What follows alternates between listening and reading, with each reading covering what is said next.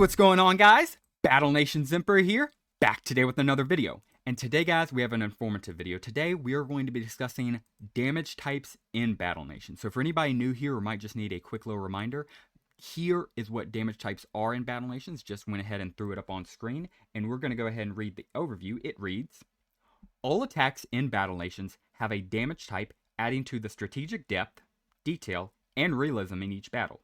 Each damage type effects differentiate from each unit to unit. Units with armor are particularly more resistant to certain types of damage than units that rely solely on their HP to survive on the battlefield. And right below you can see the types of damage, and they are fire, piercing, explosive, crushing, cold, torpedo, and death charge. So a total of 7 different types of attack in Battle Nations. Now, it's not a lot to remember, but it is extremely important. So if you are new or you might need a little bit of refresher, this video is going to be breaking it completely down, going over what each one does, how it works, just reading everything we can about it, giving a few examples of how they might work and how it could affect you in battle. So with all that being said, the only last thing I just want to say before we jump into today's video, if you're new here, please consider checking out the Empire linked in the description below. If you need a guild, we would love to have you. If you're part of a guild, we would love to have you visit. We have Wimp Tag, Friend Tag, Pest Tag. That's for if you're training Wimps, we have help. If you need something cleared out of your base, we can have people clear it out for you. Or if you just want to post your Friend Tag and have a bunch of people add you, we also have a channel for that. Again, if you need a guild, you're more than welcome to join. And even if you're a part of another guild, you're more than welcome to just drop by and visit. So with that all out of the way, let's go ahead and start today's video off, starting with the very first damage type, and that is fire. Right here, going to go ahead and read it, and it reads, fire is a damage type available to a wide range of units. Armor offers minimal protection against fire attacks, typically only a 25% resistance. Fire, however, excels against critters, most of which suffer 25% or more additional damage from fire type attacks. In addition, most fire attacks have a chance to set their targets on fire with fire damage over time, which is of course implicated by that little symbol right here, the fire symbol. Or poison, and of course poison over time damage, which is of course the little green skull that we all know for poison. And continuing on, it reads, units like the Elemental Trooper have attacks that can deal freeze. Freeze units, despite its attack having a fire damage type. Just explains how freeze and fire can sometimes interact in ways you wouldn't imagine. But just to go ahead and basically break down what all of that means, pretty standard stuff. So think of critters as stuff like the raptors, the boars, mammoths, all of them, as you could imagine, are very weak to fire. You want to use fire against them, but then some things have fire resistance just kind of built into them. One that I'm sure you could have imagined, and he's our fire example, that of course is this guy right here, the salamander. And I don't think it's hard to guess why he has fire resistance. Obviously, his whole deal is he's a fire guy. He's basically, a flamethrower trooper on steroids. Absolutely love him, but here are his stats, and let's go ahead and what this reads real quick. You see how it says defense max rank. So max rank, all that's saying is these are his stats at max rank. So it's assuming you have a R6 salamander, perfectly fine. And then there's his stats, the 300 HP, 150 armor we're all familiar with. But then below, it has the resistance to different types of attacks. So for example, we can see his armor is super good. It's resistant to crush, piercing, which is what those two other symbols are, and then right in the middle there you can see 25% fire, the little flame symbol, meaning it has a 25% resistance to fire, which is pretty freaking good. And of course his HP is a little bit less, it's 75. And just to clarify, his HP and why it says everything else is at 100 takes more damage. So simplify that what I just said, his HP, like most units, will take pretty much all the damage. It has little resistance, while his armor provides a lot more resistance. As you can see, crushing, fire, and piercing only do 25% damage to him. I mean, they're only going to do a quarter of the damage they're supposed to his armor. However, once you take care of his armor, then you start tearing into his pool of HP. That's going to take full crushing damage, full piercing, but even his HP is going to have a 25% damage reduction to fire, which isn't bad at all. And that is how most units work. Again, if you're ever curious about a unit, you're more than welcome to check it out in the Battle Nations wiki, or heck, drop a comment right here and I'll reply. If you have one in mind that you'd want me to answer, I would love to answer it for you. But just want to give that quick little description about what we're kind of working with and what it looks like. So that is pretty much a great example of what it looks like for defending. What does it look like for when we're attacking? Obviously, when the salamander is attacked, he obviously has flame attacks, right? And you would have guessed correctly. Here are his attacks, and, well, here's his first attack, as you can see. And this is simply just him spraying the fire, so as you can imagine, it is a fire damage move. It also has a 60% chance to catch the opponent on fire with fire damage over time. Now, realistically, I think it should catch them on fire all the time because they're being hit with a flamethrower, but that's just video game logic for you and more realistically balancing the game. Completely understandable. So, not all of his attacks are flame, believe it or not. He does have this one right here, which does understandably, it's just him punching, so understandably, it's actually explosive attack. So you might go, wait a second, why is it explosive if he's punching with fire? That's because they didn't want to make this an explosive attack. They didn't want to make it a fire attack because they didn't want him to have all fire. So they decided to give him a nice little explosive attack. And honestly, I think it makes him more versatile. But that's just an example of how units that you would think should be all fire, you might think would be all a certain type of attack, might be given another type to make them more viable in game.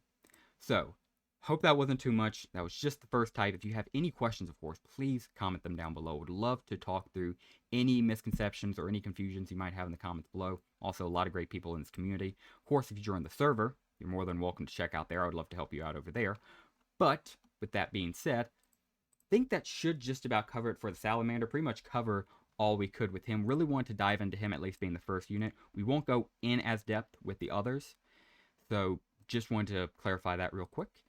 And with fire completely covered, because that was all fire had to read for us, just wanted to mainly get everything else across with the Flame Trooper, we can move on to piercing damage. Now, piercing damage, simply explained, is simply bullets. Think of anything that shoots a regular bullet, that's piercing. I mean, heck, the piercing symbol is literally just 3 bullets. So, very simply enough, this is just bullet type attacks, if you will. So, as it reads, piercing is a type of damage that is most common form of damage. Obviously, in battle nations, a lot of guns make sense. It is primarily used against units without armor, as it usually struggles with penetration. Some exceptions are the Railgun Trooper and Plasma Trooper, which penetrate armor quite well despite their piercing type attack, and that's because, well, they're made for it. Not many unarmed units have protection against a piercing type attack. And that's pretty understandable, you know, if it's something meaty or if it's another human, it's probably going to be weak to piercing, but if it had something like body armor on, or especially metal, yeah, it's probably going to be resistant to piercing. And this applies to all units in the game, even going all the way up to stuff like the Ancient Construct. He is resistant to just about everything, to a huge amount. He has high resistance to all attack forms except explosive. That's why we use tank killers and super tanks against that bad boy, because pretty much all other damage type is useless against the monster. So yeah, really once you understand this, you start to, grasp, like, this game has massive potential to be a competitive monster, in my opinion. Once they add PvP back for 1v1 battles, I think Battle Nations I think it has a lot of potential. But that's no news. Continuing on, because that's piercing, and again, not really much to say. If you guys want an example, the Trooper, literally the very starting unit, he is a piercing type attack. That one shot he does, you guessed it, it's piercing. And then, of course, the Railgun unit, this is what he looks like. He's more higher end. We haven't seen him. You unlock him at level 50, that's why. But he also has piercing, and it's actually really good against armor because it's what he's made for. But anything that really shoots a bullet or a projectile of the sort that isn't on fire or meant to explode, you can bet it's probably piercing damage. Speaking of exploding, we have explosive type attacks. Going to go ahead and throw them up on screen as well. And they read, the explosive damage type tends to come from area of effect weapons and tank shells. And it is also a type of damage that most units have no resistance to. They tear down armor easily, but typically come with low offensive than piercing or even crushing. The Mega Tank, Plasma Tank, and Artillery Plasma Cannon are some notable units that deal explosive type damage. And that's exactly right. There's really not much you can do to resist explosions. I mean, even in real life, explosions are pretty powerful. So, as you can imagine, not really much you can do to resist it. But the reason it's not used everywhere, and actually it is one of the best damage types in the game, but the slight counterance to it is most units are understood that they have a very powerful attack type. So what the game does is it gives them a lower attack than it would if they were per se a piercing or fire or something along those lines. So yes, explosive extremely good. Very self-explanatory. Anything that explodes, you guessed it, it's an explosive attack. Very good, very weak resistance pretty much across the board in the entire game for most units. Like I even said in the previous damage type, you know, the AC, immune to just about everything. The one thing he's not, explosions, and that's why we use tank killers and supers to kill him. So, really good attack type, had to definitely include it in as one of the most iconic. Not too terribly much to say, and there's certainly a bunch of units I can include here.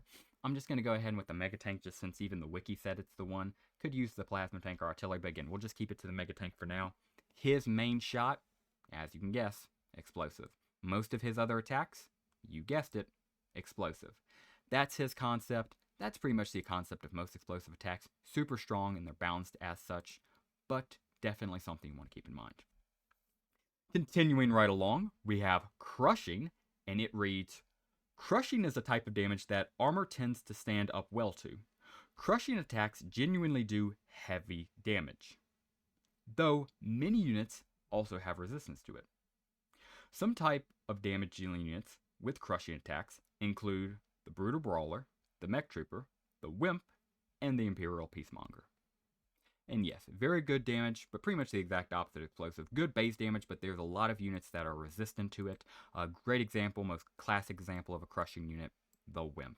Both of his attacks, not actually his first one, his attack he has from rank 1 all the way up to rank 5, that little shoot, yeah, that is piercing, as you can guess, being with bullets. But all of his other attacks, where he just uses that super serum in his fist, all of those are crushing.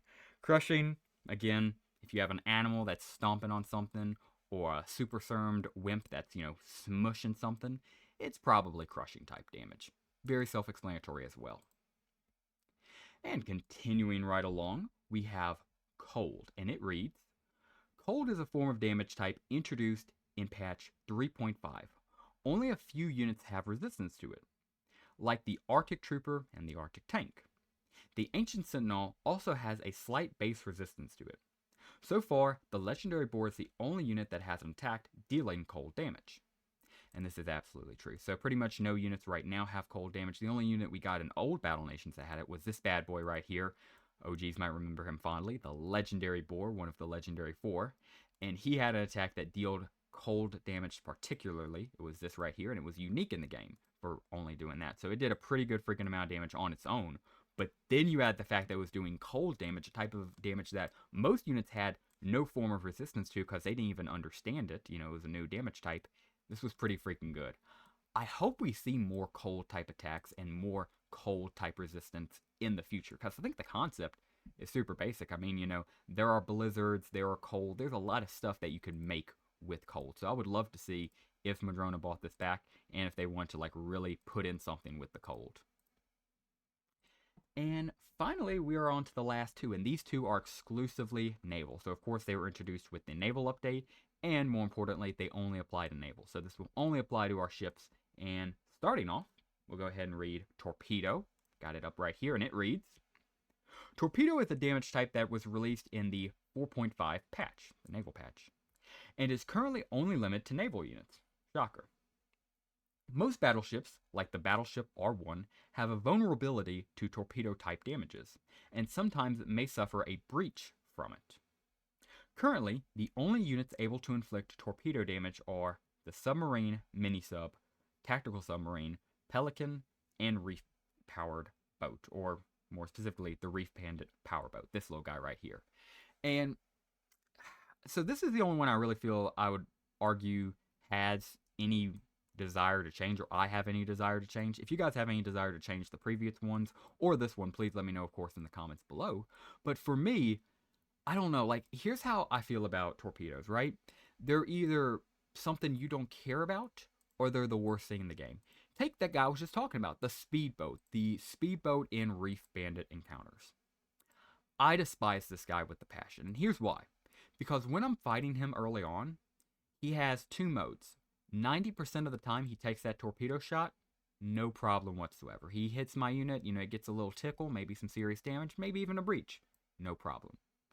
But sometimes this bro gets lucky, and I'm telling you, he one-shots a Mammoth class battleship. He will legit get a crit off his torpedo, and a full health Mammoth will drop all the way to like 10% HP, get breached from that torpedo, and then die from the damage over time. It is freaking ridiculous. So I despise this guy simply because of that. And I do wish it was a little bit more consistent torpedo type damage, but overall, I think it is a great concept. I just wish, Madrona Games will continue to balance it, which I'm sure they will. I mean, they're already, balancing the game. So we see that with, the medium tank and other stuff like that. So yeah, confident this will be improved going on. But right now, I just hate the inconsistency of it. But all jokes aside, definitely a good addition to the game. And finally, we have last but probably not least, the depth charge type attack. It is very short, as you guys can see. I'll still go ahead and read it for y'all. It reads, Depth Charge is a damage type that was re-released in the 4.5 patch, and is currently only limited to naval unit attacks. Submarines, like the sub and mini-sub, are heavily vulnerable to this type of damage. Depth charge attacks can only be used by a few naval units, one of them being the naval trooper. And the naval trooper looks like this right here. This is what he looks like. And yeah, pretty self-explanatory. It's just when, a unit's go in and they drop those depth charges. And those depth charges, man, I bloody hate those depth charges. Because yes, pretty much the exact same thing with torpedoes. They can be pretty strong, but they gave the example of the naval trooper. And I already, showed him again, this is what he looks like, right? But I don't really like that example. One, because, we very rarely see him. But two, I think there's an even better example. And my example, I personally would have gone with, would have been, or at least for now, would be the Mine Destroyer. Now, this guy was a Tier 10 Ball Strike unit, previous Tier 10 Ball Strike unit, and you might go, wait a second, I think I've seen this guy before, and you probably have, just not in this formation. You've probably seen him like this, probably working for the Sovereign Navy, trying to kill you, and I hate this guy because he is freaking powerful. Seriously, this attack and this attack are way too freaking strong in my opinion. At least when I'm going against the Sovereign Navy, I don't expect to have attacks like these thrown against me. But both of these are pretty freaking good. And you guessed it, they are depth charges. So just want to throw this guy out. For a Tier 10 Ball Strike, he better come back for our first Naval Ball Strike. I love Bro, and the fact that I can't train Bro, I'm understandable with, because right now he is a limited edition unit. In the OG Battle Nations, he was only available for this Ball Strike. Fair enough, they never brought him back. He was one of the few truly limited edition units, right? But, also got to admit, I really do want Bro. So, whether or not they bring him back as a naval unit, limited edition unit, whatever, would like to see Bro come back in some way, shape, or form, because I want this on my battlefield. I don't want to keep seeing this. I want to start seeing this on my side of the battlefield, him on my side. So yeah, just wanted to throw that out there because I really hate this guy, and also I really want one of my own. And yeah. So yeah, guys, that will just about do it for today's video. I really like some of these informative videos. Got a lot of comments asking me about damage types, and got one this morning, so that was kind of the straw that broke the camel's back, if you will, and decided to make this video. Again, do love this concept, so if you have anything that makes you wonder in Battle Nations or you wish would it be explained, please drop a comment down below. Would love to explain it for you. And yeah, that will just about do it for us. Guys, if you're still watching, thank you so much. I greatly appreciate you for watching this Battle Nations video. If you enjoyed it, please consider dropping a like down below and subscribing to the channel if you are new. Again, any suggestions, questions, Battle Nations, again, as long as it's Battle Nations related and, respectful, anything goes in those comments below. And yeah, that will do it for us today, guys. Thank you so much for watching. And as always, have a great rest of your day.